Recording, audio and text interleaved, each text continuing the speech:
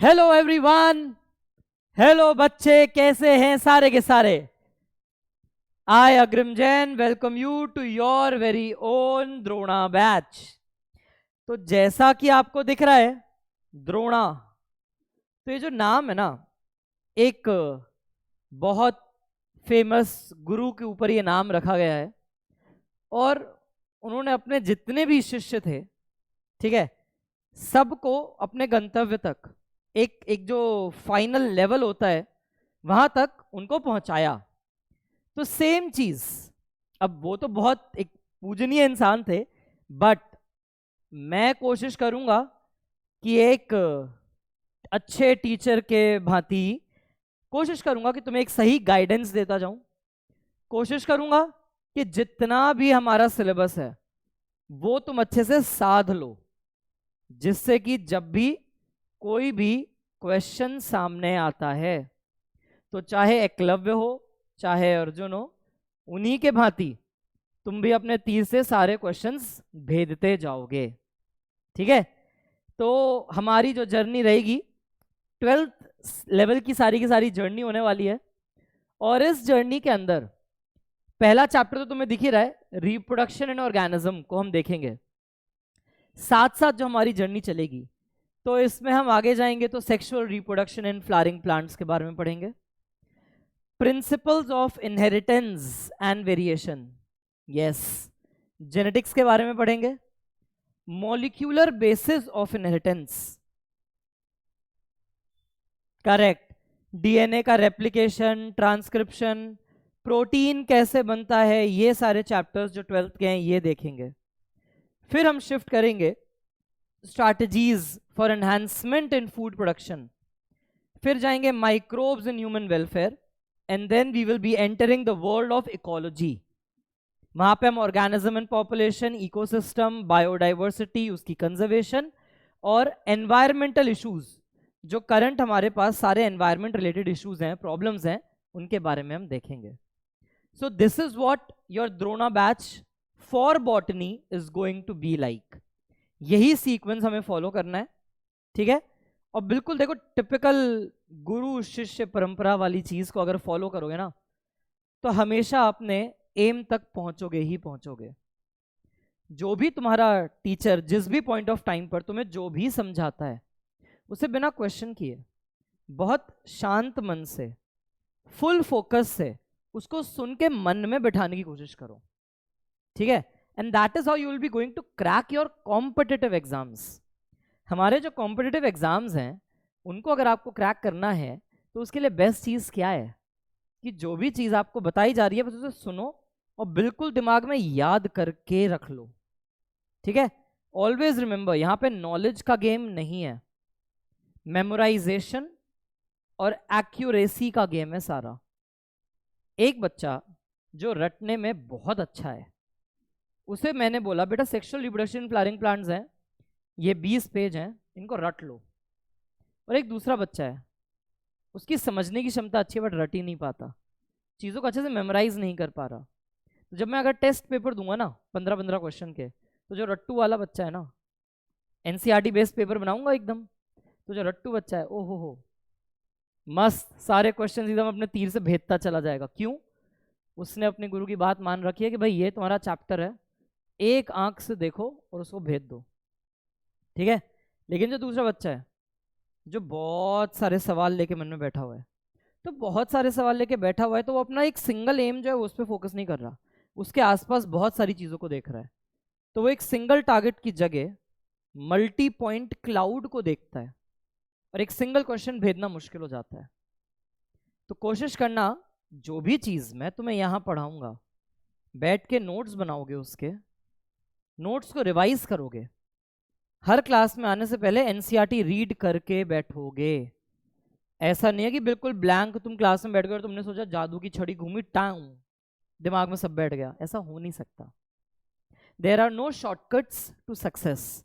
इस चीज को जिंदगी में जितने अच्छे से याद कर लोगे उतना फायदा मिलेगा, ठीक है। तो एनसीईआरटी पढ़ के आएंगे, यहां पर क्लास में ध्यान से कान खोल के सुनेंगे कि मेरे मुंह से क्या अक्षर की धारा बह रही है, और उसको सुन के दिमाग में एनालाइज करेंगे क्या क्या बोला जा रहा है, फुल अटेंशन के साथ, और नोट्स बनाते जाएंगे। फिर सेम डे घर पे उसको रिवाइज करेंगे, क्वेश्चंस प्रैक्टिस करेंगे, बस हो जाएगा सब कुछ आसान। केक वॉक की तरह सारी चीजें जाएंगी। ठीक है, so let's begin with this amazing journey. ठीक है, पहला चैप्टर रिप्रोडक्शन इन ऑर्गेनिजम्स, और इस चैप्टर को हम कोशिश करेंगे 3 to 4 लेक्चर्स में आहिस्ते आहिस्ते कवर करने के। तो आज का हमारा लेक्चर 1 स्टार्ट करने जा रहे हैं। ठीक है, ठीक, चलो जी। तो आज की ये हमें जो जो चीजें पढ़नी है, इंट्रोडक्शन देखेंगे, कॉन्सेप्ट देखेंगे कि ये लाइफ स्पैन हम किसको बोलते हैं।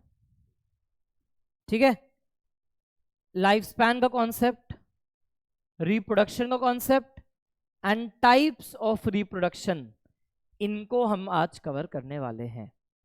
ठीक है, तुम कितने भी स्ट्रांग थे, कितने भी वीक थे, उससे फर्क नहीं पड़ेगा। फ्रेश स्टार्ट है, हमेशा याद रखो, it is always a fresh beginning that will take you to the new journeys and the amazing heights of success.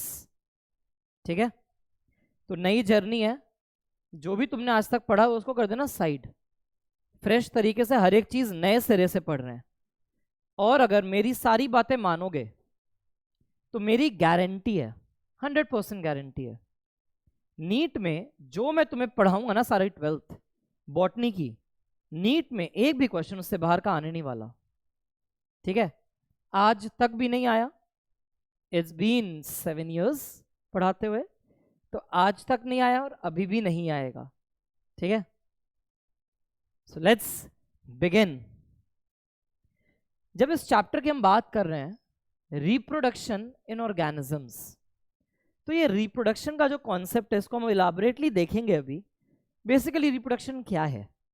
री मतलब फिर से, प्रोडक्शन कोई चीज को बनाना, तो कोई चीज फिर से बनती जा रही है तो वो रिप्रोडक्शन है।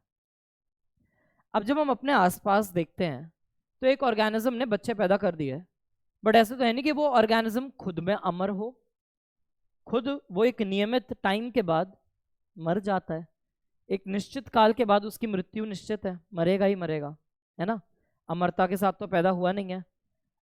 लेकिन इसमें वेरिएशन है, कोई ऑर्गेनिज्म की जिंदगी हो सकता है सिर्फ 1 घंटे की हो, किसी की 1 साल की हो, किसी की 1 महीने की हो, किसी की 1 मिनट की हो, किसी की 10 साल, किसी की 100 साल, किसी की 1000 साल, किसी की 10,000 साल।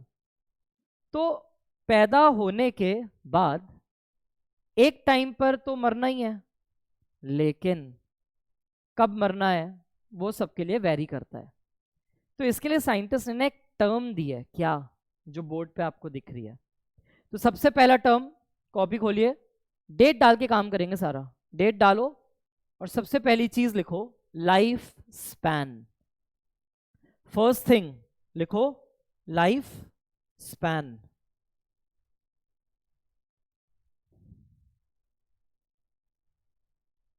लाइफ स्पैन की अगर हम बात करते हैं तो लाइफ स्पैन के लिए लिखो कॉपी में, it is a period from birth to natural death. It is a period from birth to natural death, पैदा होने के बाद से उसकी जो नेचुरल डेथ है वो आपकी लाइफ स्पैन है। 9th-10th में ज्योग्राफी में एक कॉन्सेप्ट पढ़ा होगा, एवरेज लाइफ एक्सपेक्टेंसी। ठीक है, तो कंट्री टू कंट्री जब डेमोग्राफी, जब पॉपुलेशन स्टडी की जाती है तो देखा जाता है कि भाई उस कंट्री में एक एवरेज एज क्या है जब तक लोग जिंदा रहते हैं। ऐसे ही साइंटिस्ट ने स्पीशीज में भी बहुत सारी स्टडीज की हुई हैं कि एक स्पीशीज में एवरेज एज क्या है जब तक वो आराम से जिंदा रह सकते हैं, एक हेल्दी लाइफ बिताते हैं, और नेचुरल एजिंग प्रोसेस के तहत धीरे धीरे धीरे धीरे फिर मृत्यु के मुंह में चले जाते हैं। तो period from birth to natural death is life span. ठीक है, एक मिलता जुलता वर्ड आता है यहां पे जिसे कहा जाता है लाइफ साइकिल। मिलता जुलता वर्ड है, कई बार देखने को मिल जाता है। लाइफ साइकिल क्या है? लाइफ साइकिल मतलब जीवन का चक्र। एनसीईआरटी ने लिखा हुआ है that the aim of a species is to maintain continuity on earth. कोई भी जो स्पीशीज है उसका एक मेन एम क्या है कि उसकी स्पीशीज पृथ्वी पर बनी रहे, है ना। तभी एक हम बहुत फनी वे में कहते हैं कि हर ऑर्गेनिज्म के जीवन के दो मकसद तो पक्का हैं। जैसे तुम अपना जीवन का एक मकसद लेके आए हो ना अभी स्क्रीन के आगे मेरे, क्या कि तुम्हें डॉक्टर बनना है तो तुम्हें एमबीबीएस करनी पड़ेगी। एमबीबीएस करनी है तो तुम्हें नीट क्रैक करना है। अब नीट क्रैक करना है तो तुम्हें बॉटनी पढ़नी पड़ेगी। सबसे बड़ा सवाल आता है ना, बॉटनी क्यों पढ़ रहे हैं? इसीलिए तो पढ़ रहे हैं, बॉटनी तो पढ़नी पड़ेगी। 60% क्वेश्चंस, सही में कह रहा हूँ, 60% क्वेश्चंस तुम्हारे बायो के बॉटनी में से आते हैं। ठीक है, तो छोड़ना मत कभी इसे। अगर तुम बॉटनी से मजे लोगे तो मैं हर क्लास में सबको बोलता हूँ बॉटनी तुमसे मजे ले जाएगी, तो वो दिन मत आने देना। बहुत मोहब्बत से इसके साथ भी पढ़ लो थोड़ा सा, ठीक है। तो लाइफ साइकिल की अगर हम बात करते हैं ना, तो ऑर्गेनिज्म का काम क्या है? Feeding and breeding. ये दो एम हर ऑर्गेनिज्म का है, खाओ और आगे जाके रिप्रोड्यूस करो टाइम पर। तो ब्रीडिंग का जो कॉन्सेप्ट है, जब ऑर्गेनिज्म खुद पैदा हुआ, पैदा होने के बाद ऑर्गेनिज्म खुद रिप्रोडक्टिवली मैच्योर होता है। बच्चे पैदा हुए हैं, अब वो 5 साल का 6 साल का बच्चा थोड़ी रिप्रोड्यूस कर सकता है, बट हाँ 14-15 साल के आसपास हम बोलते हैं ना प्यूबर्टी आ गई। तो प्यूबर्टी का मतलब क्या है? रिप्रोडक्टिवली मैच्योर हो चुका है। टेक्निकली बच्चे पैदा कर सकता है 15-16 साल की उम्र में, करते नहीं एज अ डिफरेंट थिंग, हो भी जाते हैं कई कई जगह, that is also a different thing. लेकिन नेचुरली अगर हम देखें तो भाई 20-25 साल 30 साल की एज में आज की डेट में अलग अलग टाइम पे लोग बच्चे पैदा कर रहे हैं। तो जब ऑर्गेनिज्म अपने बर्थ से लेके फर्स्ट सक्सेसफुल रिप्रोडक्शन तक आ जाता है, उसने सक्सेसफुली एक नई जनरेशन बना दी है, तो उसका लाइफ साइकिल पूरा मान लिया जाता है। तो लाइफ साइकिल क्या है हमारा? It is the period from birth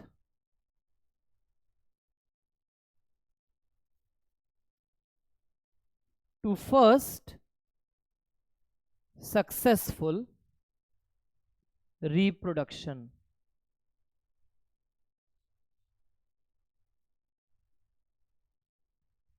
difference दिख रहा है? बर्थ से उसकी डेथ तक पूरा time is a life span, लेकिन बर्थ से जब वो फर्स्ट टाइम सक्सेसफुली रिप्रोड्यूस कर चुका है तो that period will be known as the life cycle. वो क्या बना है हमारा? Life cycle. ठीक है, फिर आगे चलते हैं। आगे एनसीईआरटी क्या लिखती है? जब हम इस लाइफ स्पैन वगैरह की बात करते हैं तो हम ये बोलते हैं that all organisms have to die. हर ऑर्गेनिज्म की मृत्यु होनी है, एक्सेप्ट फॉर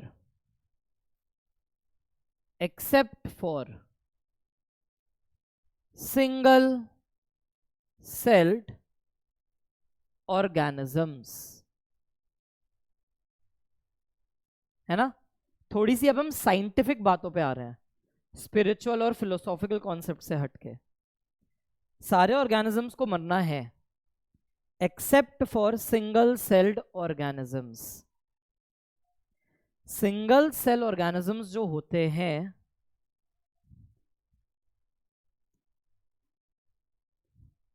हम बोल सकते हैं, we can say that single celled organisms are immortal। single celled organisms are immortal.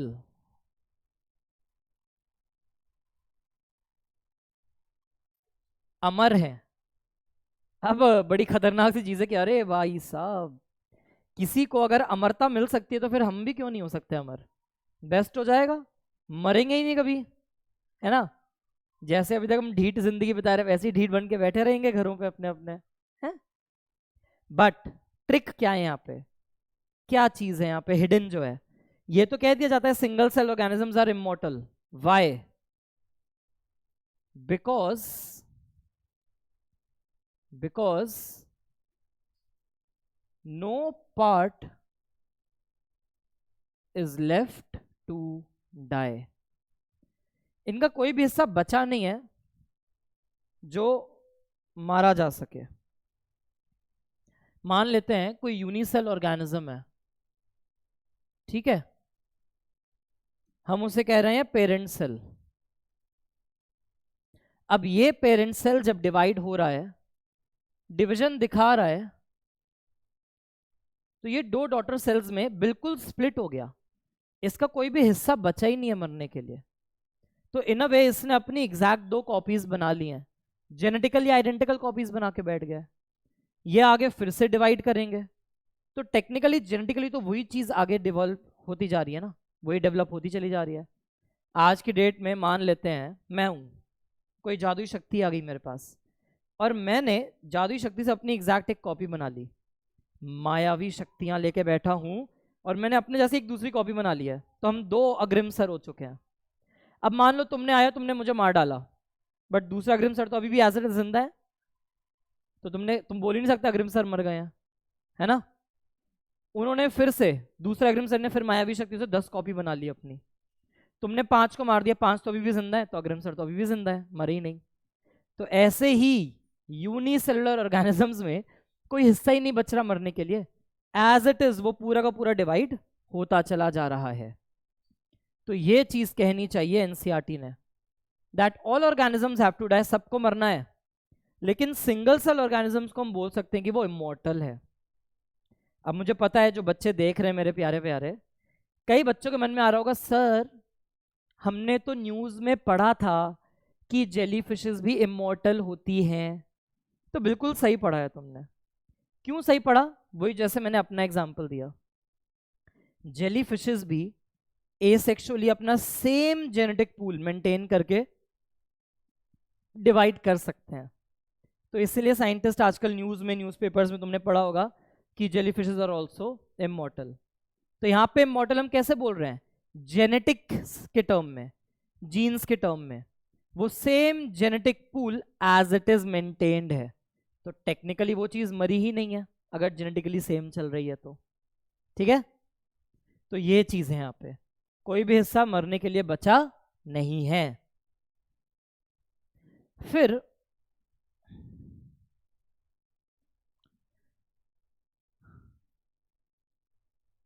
There is, next point लिखो, there is no correlation,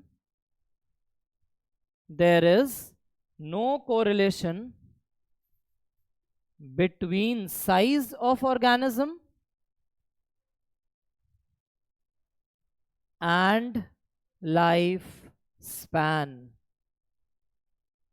There is no correlation between size of organism and lifespan. For example,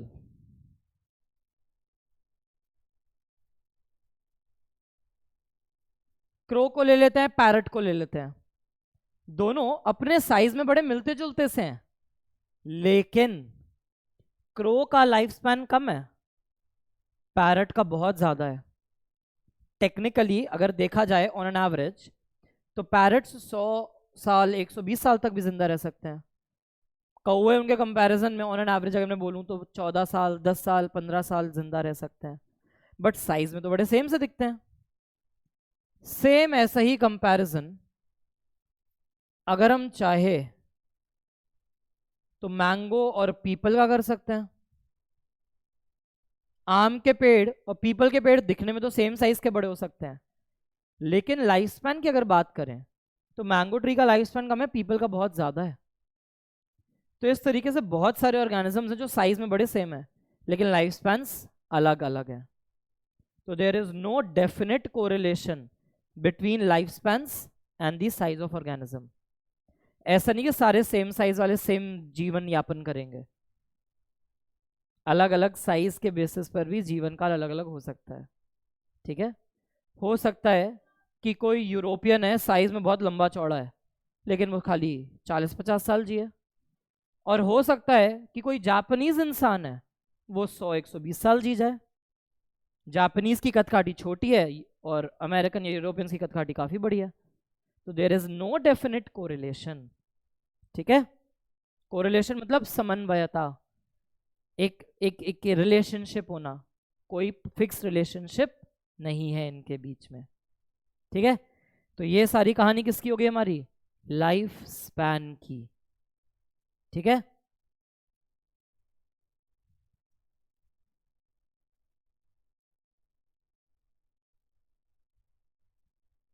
life span is variable from species to species।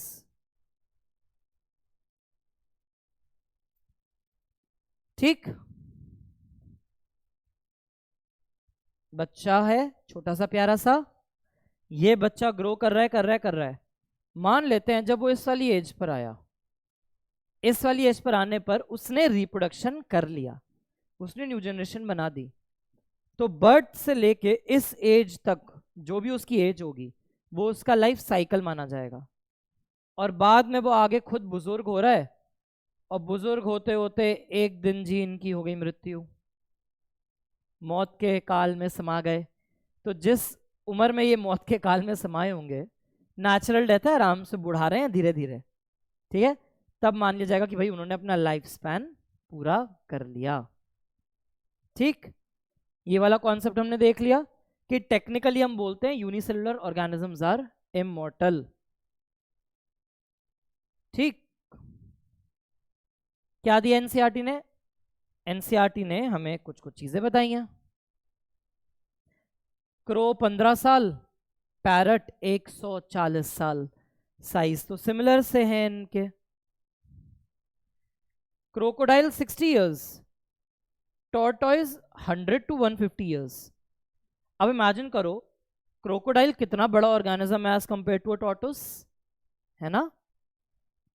Tortoise और parrot को देखें तो parrot कितना छोटा है, tortoise कितना बड़ा है, बट इन दोनों का सेम सा लाइफ स्पैन है, इन दोनों में इतना डिफरेंस है लाइफ स्पैन का। ठीक, बाकी जो फिल इन द ब्लैंक्स दिए हैं वो हमने यहां डाल दिए हैं। Elephants can live up to 60 to 90 years. एक रोज को अगर हम देखें तो 5 to 7, डॉग 25 to 30।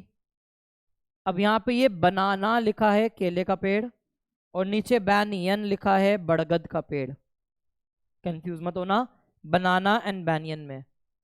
काउ का 20 to 25 years, horse 60 years, rice 3 to 4 month, fruit fly 4 weeks. Fruit fly जो है इंटरेस्टिंग चीज है, फ्रूट फ्लाई का ही साइंटिफिक नेम कई लोगों के मन में होगा ड्रोजोफिला। जेनेटिक्स में बहुत सारी जगह इसका नाम आता है, ड्रोजोफिला मेलानोगैस्टर। साइंस की दुनिया में अगर आप आ जाते हैं, 12th की पढ़ाई एक बार अगर आप कर चुके होते हैं तो फिर आगे आप जितने टाइम बायो की फील्ड में रहेंगे और रिसर्च में रहेंगे, तो जैसे शाहरुख खान का डायलॉग था ना, राहुल नाम तो सुना ही होगा, सेम चीज यहाँ पर है। ड्रोजोफिला मेलानोगैस्टर फुल स्वैग में रहता है, चौड़ में रहता है, फ्लेक्स मारता है, नाम तो सुना ही होगा। तो इस ड्रोजोफिला का लाइफ स्पैन 4 हफ्ते है। अगर हम इसकी लाइफ साइकिल की बात करते हैं तो life cycle is around 2 weeks. मतलब अंडा हैच हुआ, ये ऑर्गेनिज्म पैदा हुआ, तो पैदा होने के बाद 2 हफ्ते के अंदर अंदर ये नए बच्चे पैदा कर देता है, तो लाइफ साइकिल पूरी मानी जाती है। और पैदा होने के बाद से ऑलमोस्ट 4 हफ्ते तक, 1 महीने तक में ये धीरे धीरे धीरे धीरे अपने आप मर जाता है। तो वो है उसका लाइफ स्पैन। ठीक है, तो ये सारा का सारा डेटा आपके लिए अवेलेबल करा दिया है। एनसीईआरटी ने लिख के दिया है कि हमने एनसीईआरटी में बहुत सारे ऑर्गेनिजम्स के दिए और बहुत सारों को आपको ढूंढना है, तो आपका काम आसान कर दिया गया है, यहाँ पे लिख के दे दिया गया है। ठीक है, रोज का भी ईयर्स में, ये भी ईयर्स, बेसिकली जहां भी यूनिट नहीं डाली है वो सारी ईयर्स की वैल्यू है। ठीक है, बैनियन ट्री 200 से 300 ईयर्स तक जिंदा रह सकता है, बहुत बड़ा लाइफ स्पैन है, 200 से 300 साल, है ना। तो जैसा हमने कहा कि हर ऑर्गेनिज्म पैदा होता है, बच्चे पैदा करता है और मर जाता है, तो वो जो बच्चे पैदा कर रहा है, that concept is itself the concept of reproduction. तो आप अपने कॉपी में अब नेक्स्ट हेडिंग डालिए, रिप्रोडक्शन।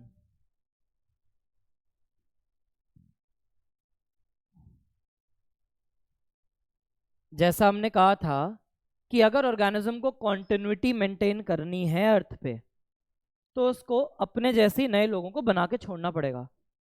क्यों छोड़ना पड़ा? क्योंकि वो ऑर्गेनिज्म खुद अमर नहीं है। आप आज की डेट में आप धरती पर हो, आप अपने पापा को देख रहे हो, आप अपने दादाजी को देख रहे हो, कई लोग बड़े खुशकिस्मत हैं कि उन्होंने अपने परदादा को भी देख रहे होंगे अभी, लेकिन अब उससे पीछे की जनरेशन तो नहीं दिख रही ना, नहीं दिख रही ना। ऐसे थोड़ी कि वो थे नहीं, वो थे, बट उनको पता है वो हमेशा के लिए नहीं रहेंगे, तो उन्होंने रिप्रोड्यूस करके एक नई जनरेशन बना दी, उस जनरेशन ने रिप्रोड्यूस करके एक नई जनरेशन बना दी। तुम भी एक टाइम पे रिप्रोड्यूस करके नई जनरेशन बनाओगे। अगर मान लेते हैं आज की डेट में अर्थ पे जितने ह्यूमंस हैं, जितने भी ह्यूमंस हैं, सब ये सोच लें we will not reproduce ever in the life, तो आज की डेट में आज जितने बच्चे पैदा हो रहे होंगे वो ज़्यादा ज़्यादा अर्थ पे कितना रह लेंगे? 70-80 साल रह लेंगे, 100 साल रह लेंगे। तो इसका मतलब आज से 100 साल के अंदर अंदर अगर कोई भी रिप्रोड्यूस नहीं कर रहा, तो 100 साल के बाद अर्थ पे से ह्यूमन एग्जिस्टेंस ही खत्म हो जाएगी, है ना। तो इसलिए रिप्रोड्यूस करना ज़रूरी है कि अर्थ पे कॉन्टिन्यूटी बनी रहे, क्योंकि सबका लाइफ स्पैन निश्चित है, सबको मरना ही मरना है। तो रिप्रोडक्शन को कैसे डिफाइन करेंगे? It is the production of new individuals, it is the production of new individuals, जिन्हें हम कहते हैं offspring. It is the production of new individuals या ऑफस्प्रिंग।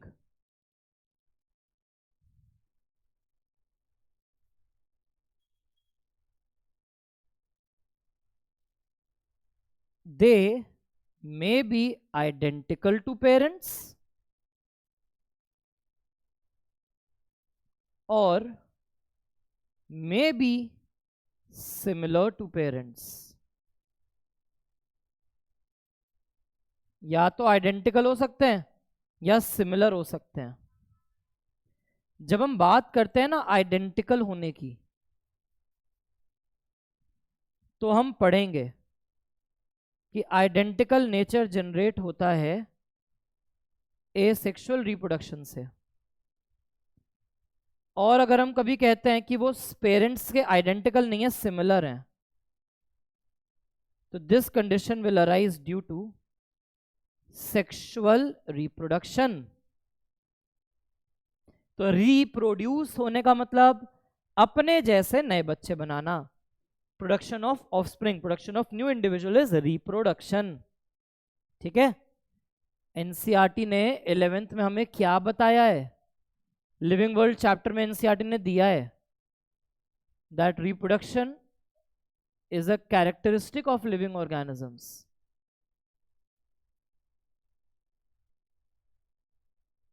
लिविंग ऑर्गेनिजम्स का एक कैरेक्टरिस्टिक है, कंपल्सरी फीचर नहीं है। आपको पता है बहुत सारे ह्यूमन कपल्स हैं, वो बेचारे स्टेराइल हैं, वो रिप्रोड्यूस नहीं कर पाते बाय डिफॉल्ट, कोई क्रोमोसोमल डिफेक्ट होगा। कई ह्यूमंस है वो इनफर्टाइल हैं, सारा सेक्सुअल स्ट्रक्चर सही है बट कोई फिजियोलॉजिकल डिफेक्ट है, स्पर्म काउंट कम हो सकता है, स्पर्म मोटिलिटी कम हो सकती है, वजाइना स्पर्म के लिए बड़ा हार्मफुल है, एम्ब्रियो बन के इम्प्लांट नहीं हो पा रहा, यूट्रस की वॉल एम्ब्रियो को सपोर्ट नहीं कर पा रही, बहुत सारे रीजन हो सकते हैं। बहुत सारे ऑर्गेनिजम्स है, म्यूल है, स्टेराइल होता है बट है तो लिविंग ऑर्गेनिज्म। तो रिप्रोडक्शन क्या है, कैरेक्टरिस्टिक फीचर है, कंपल्सरी फीचर नहीं है। तो ये हो गया हमारा रिप्रोडक्शन का कॉन्सेप्ट। आइडेंटिकल अगर होता है बच्चा मतलब वो एसेक्सुअल रिप्रोडक्शन से बना होगा, और अगर हम बोलते हैं सिमिलर है बच्चा अपने पेरेंट्स से तो वो सेक्सुअल रिप्रोडक्शन से बना होगा।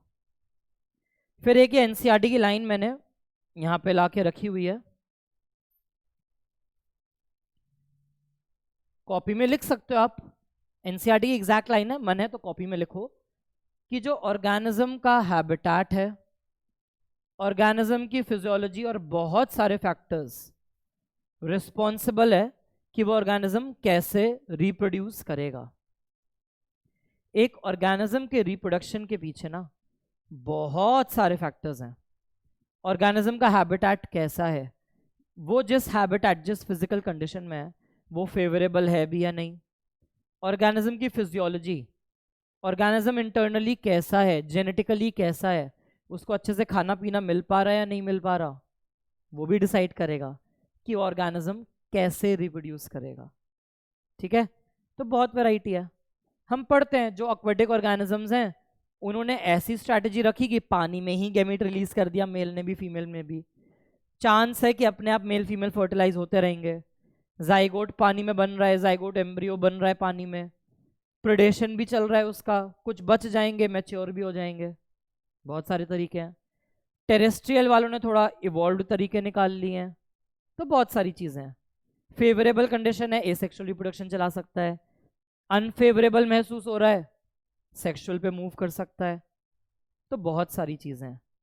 तो कोई फिक्स नेचर नहीं कि ये ऑर्गेनिज्म यही दिखाएगा, ये ऑर्गेनिज्म यही दिखाएगा, सब ऑर्गेनिज्म सब कुछ दिखा सकता है और वेरिएबल है सब कुछ। तो this is the complete concept of reproduction. ठीक है, आ रहा है समझ में? हाँ जी, अगर आपको समझ में आ रहा है जो इतनी बातें मैं कर रहा हूँ आपके साथ, तो ये मत सोचो कि लेक्चर तुम अलग से देख रहे हो।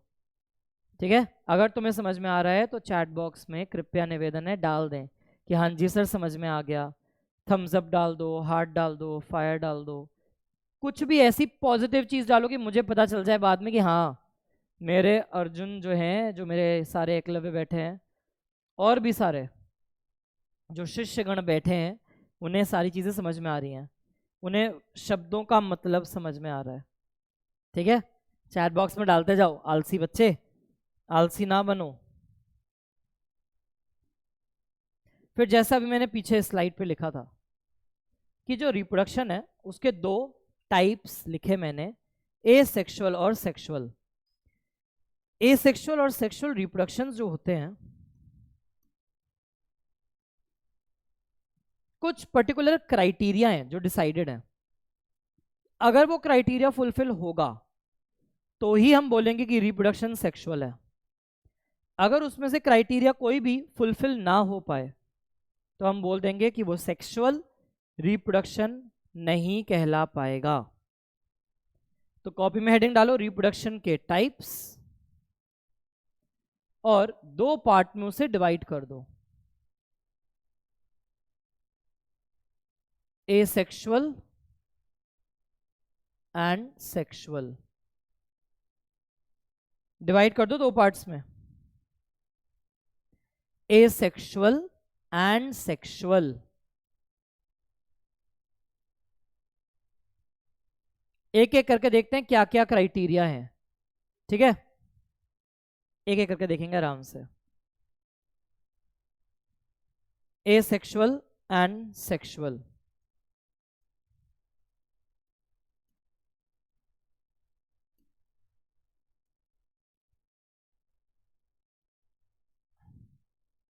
अगर हम बात करते हैं एसेक्सुअल रिप्रोडक्शन की तो सबसे पहली चीज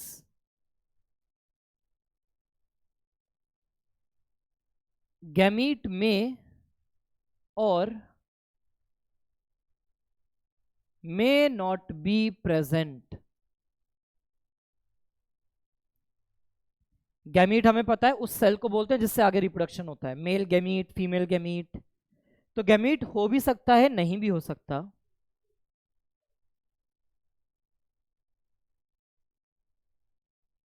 सेक्सुअल में गैमीट इज कंपल्सरी, पहला पॉइंट लिखो। गैमीट मे और मे नॉट बी प्रेजेंट, वहां पे गैमीट इज कंपल्सरी। अब क्यों लिखा मैंने मे और मे नॉट बी प्रेजेंट? तो लिख लो, 11th में पढ़ा होगा ये चीज। Gamete may be present, gamete may be present in parthenogenesis. Normally asexual reproduction में गैमीट्स नहीं होते, सेक्सुअल रिप्रोडक्टिव सेल्स नहीं बनते, लेकिन बाद में साइंटिस्ट ने ऐसी चीजें डिस्कवर करी हैं जहां पर गैमीट की मदद से ही एसेक्सुअल रिप्रोडक्शन चल रहा है, और उसका एग्जाम्पल है हमारे पास पार्थेनोजेनेसिस। पार्थेनोजेनेसिस में the most common case is female egg forms new individual without fertilization. Female gamete से, जो एग सेल है, फीमेल गैमीट है, वो बिना रिप्रोडक्शन के एक नया इंडिविजुअल बनाता है। That process is known as parthenogenesis. तो ये जो पार्थेनोजेनेसिस चलती है वहां पे गैमीट का इन्वॉल्वमेंट दिखता है। सेक्सुअल रिप्रोडक्शन में गैमीट इज कंपल्सरी, हमेशा गैमीट का प्रेजेंस होगा ही होगा, कोई एक्सेप्शन नहीं है जहां सेक्सुअल रिप्रोडक्शन भी है लेकिन आप बोल रहे हो गैमीट एब्सेंट हो, ऐसा नहीं हो सकता। तो ये हो गया हमारा first point. Second point, second difference between asexual and sexual. अगर गैमीट है तो एसेक्सुअल में एक चीज जो नहीं होगी, सिनगैमी इज एब्सेंट।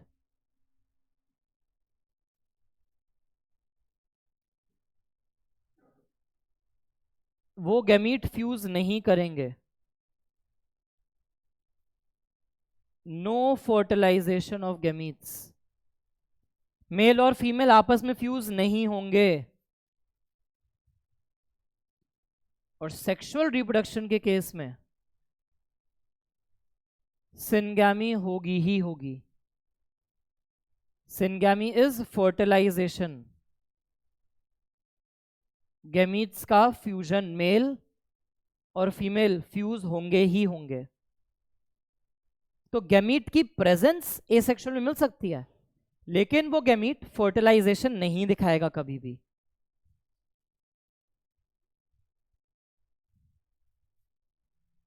इसके अलावा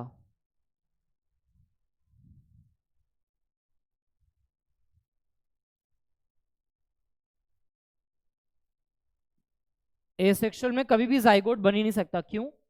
क्योंकि फर्टिलाइजेशन कभी नहीं हो रही, मेल और फीमेल आपस में फ्यूज कभी नहीं हो रहे, तो जाइगोट बन ही नहीं सकता।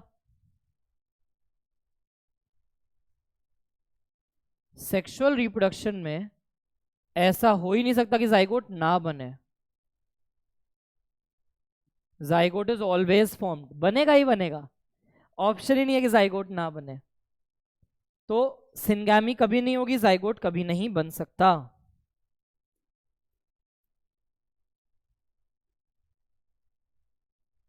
इसके अलावा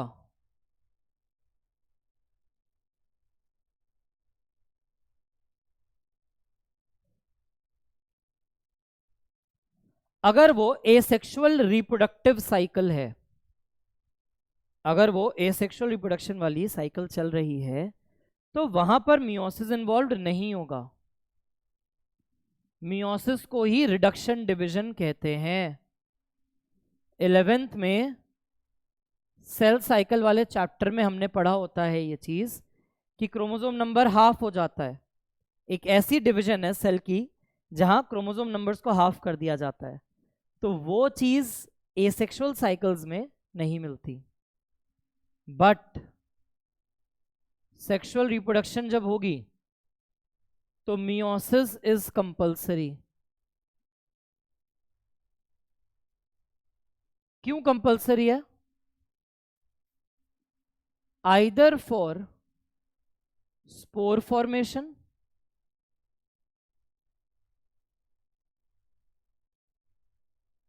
आइदर फॉर स्पोर फॉर्मेशन, ये हमें ज्यादातर प्लांट्स में दिखेगा, और फॉर गैमीट प्रोडक्शन। ये चीज यूजुअली एनिमल्स में मिलेगी।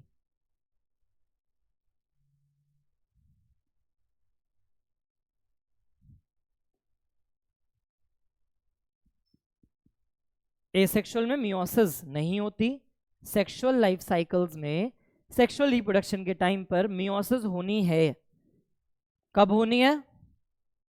चाहे तो स्पोर नाम का स्ट्रक्चर बनाने के लिए हो जाए, चाहे तो गैमीट नाम का स्ट्रक्चर बनाने के लिए हो जाए, लेकिन मियोसिस होगी ही होगी। ठीक है, अब क्या होगा? नेक्स्ट पॉइंट,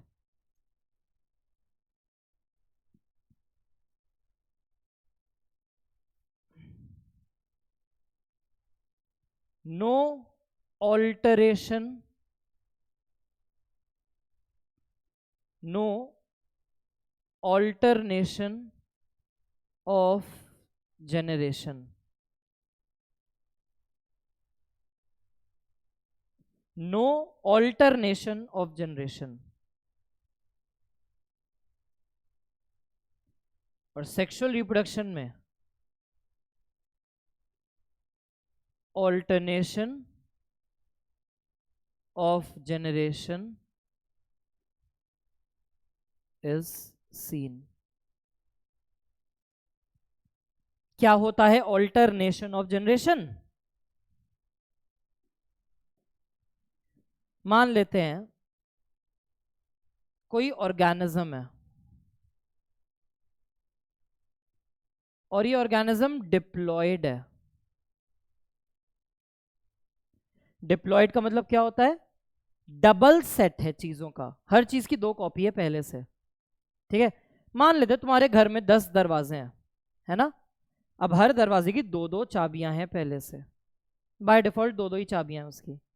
तो आप ऐसे को क्या बोलोगे? Diploid condition. ठीक है, हर क्रोमोसोम की पहले से दो कॉपी है, तो आप उसे बोलोगे डिप्लॉयड कंडीशन। उसे हम दिखाते हैं 2n से। अब हमने बोला कि एक डिप्लॉयड ऑर्गेनिज्म अगर सेक्सुअल रिप्रोडक्शन दिखा रहा है तो उसके लाइफ में मियोसिस होगी ही होगी। और हमने कहा था मियोसिस चीजों को हाफ कर देता है, तो इसने क्या किया? हैप्लॉइड गैमीट बनाया। एक मेल गैमीट बना और मान लेते हैं एक फीमेल गैमीट। एरो वाला सिंबल मेल के लिए आता है, प्लस वाला सिंबल फीमेल के लिए। तो डिप्लॉयड से आपके पास क्या आ गया? Haploid generation.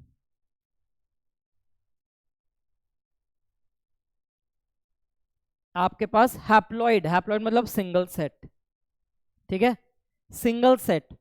गलती से वो जो एक सेट ऑफ कीज हैं वो तुमसे खो गई, तुम्हारे पास पूरे घर की एक ही सेट ऑफ कीज बची है, हर कमरे की एक एक चाबी बची है, तो एक हैप्लॉइड सेट कहलाएगा। तो मियोसिस अगर हो रहा है, चाहे स्पोर बने चाहे गैमीट बने, हैप्लॉइड सेट तो आएगा ही आएगा, है ना? तो डिप्लॉइड से मियोसिस से हैप्लॉइड गैमीट बने, और ये दोनों हैप्लॉइड गैमीट क्या करेंगे? हमने कहा लाइफ साइकिल में सिनगैमी होनी ही होनी है, तो उससे वापस 2n जाइगोट बनेगा ही बनेगा, और ये वापस से मैच्योर ऑर्गेनिज्म में चेंज हो जाएगा। इसको हम बोलते हैं ऑल्टरनेशन ऑफ जनरेशन।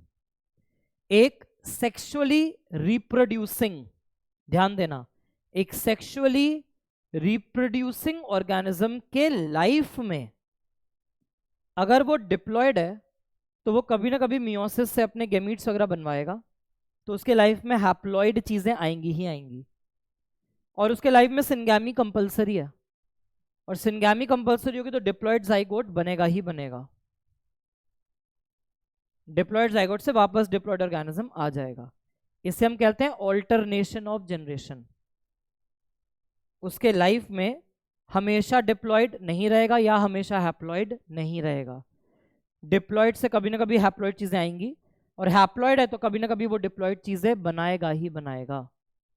इसको बोलते हैं ऑल्टरनेशन ऑफ जनरेशन। तो ये सेक्सुअल वालों में होता है, एसेक्सुअल में नहीं। क्यों? एसेक्सुअल में मियोसिस का कॉन्सेप्ट ही नहीं है, तो वो डिप्लॉयड है तो वो एसेक्सुअल डिप्लॉयड चीजें ही बनाएगा, हैप्लॉयड है तो हैप्लॉयड चीजें ही बनाएगा। एसेक्सुअल में सिंगैमी फ्यूजन का कॉन्सेप्ट ही नहीं है, तो दो हैप्लॉयड फ्यूज होकर कभी डिप्लॉयड नहीं बनाएंगे। मियोसिस का कॉन्सेप्ट नहीं है तो डिप्लॉयड कभी भी रिडक्शन दिखा के हैप्लॉयड नहीं बन सकता। तो ये 5 चीजें जो है ना, गैमीट हो भी सकता है नहीं भी हो सकता। यूजुअल केस क्या है? गैमीट में not be present is the usual normal case of asexual reproduction. Sexual में गैमीट होगा ही होगा। यहां पर सिनगैमी कभी नहीं होगी, फ्यूजन ऑफ गैमीट कभी नहीं होगा, फर्टिलाइजेशन कभी नहीं होगा, वहां पे होना ही होना है। यहां जाइगोट कभी नहीं बनता दिखेगा लाइफ साइकिल में, सेक्सुअल में जाइगोट बनेगा। यहां की साइकिल्स में मियोसिस नहीं मिलेगी, वहां मियोसिस कंपलसरी है। यहां ऑल्टरनेशन ऑफ जनरेशन नहीं मिलेगा। क्यों? ना तो मियोसिस है ना सिनगैमी। मियोसिस की एब्सेंस में डिप्लॉयड से हैप्लॉयड नहीं बन सकता, सिनगैमी के एब्सेंस में हैप्लॉयड से डिप्लॉयड नहीं बन सकता, और यहां पे होगा ही होगा। ठीक है, तो these are the types of reproduction, asexual as well as sexual reproduction. ठीक है जी, तो इतनी ही चीजें हैं जो आज की क्लास में हमें जरूरी था पढ़ना। ऑलराइट, आज की क्लास में इतनी ही बातें हमें करनी है। आगे जो आने वाली क्लासेस होंगी, ठीक, मैं यहां पे लिख दे रहा हूं,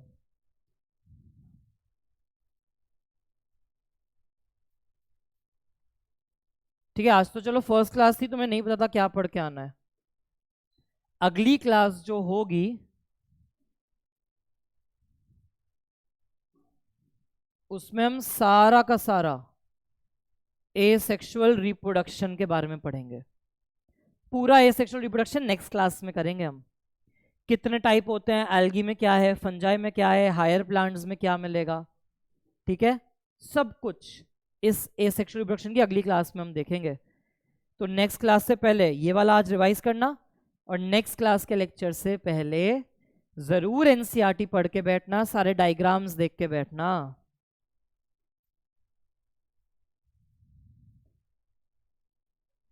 क्या है period from birth to natural death को हमने क्या बोला था? करेक्ट, लाइफ स्पैन बोला था। गेमिटोफिटिक फेज वगैरह के बारे में हम पढ़ेंगे आगे। ऑर्गेनिज्म के लाइफ में यूजुअली जो हैप्लॉइड फेजेस हैं उनको गेमिटोफिटिक कहते हैं, और ऑर्गेनिज्म की लाइफ में जो डिप्लॉइड फेजेस हैं वो जनरली स्पोरोफिटिक कहलाते हैं। और लाइफ साइकिल हमने कहा था बर्थ से फर्स्ट रिप्रोडक्शन को कहेंगे। यहां पे देखो, लॉन्गेस्ट लाइफ स्पैन किसकी होनी चाहिए? बटरफ्लाई, क्रोकोडाइल, टॉर्टॉइज या पैरट? तो इसके जवाब के लिए ये वाली स्लाइड में तुम्हारे पास आंसर साफ साफ दिख सकता है। टॉर्टॉइज 150 तक जा सकता है, पैरट का 140 दिया है एनसीईआरटी ने। तो बस उस बेसिस पर, सिर्फ उस बेसिस पर हम बोल सकते हैं कि tortoise might have the maximum out of these. ठीक है, so that is it for this lecture. I hope NCERT के इतनी बातें सबको समझ में आई होंगी, साफ साफ तुमने नोट्स बनाए होंगे, ठीक है? मन करे तो नोट शेयर कर लेना मेरे साथ. That is it for today. Hereby signing off. अच्छे से पढ़ना, एनसीईआरटी आज ही रिवाइज करना, अगले क्लास का जरूर पढ़ के रखना. मिलते हैं नेक्स्ट क्लास में. Signing off. बाय.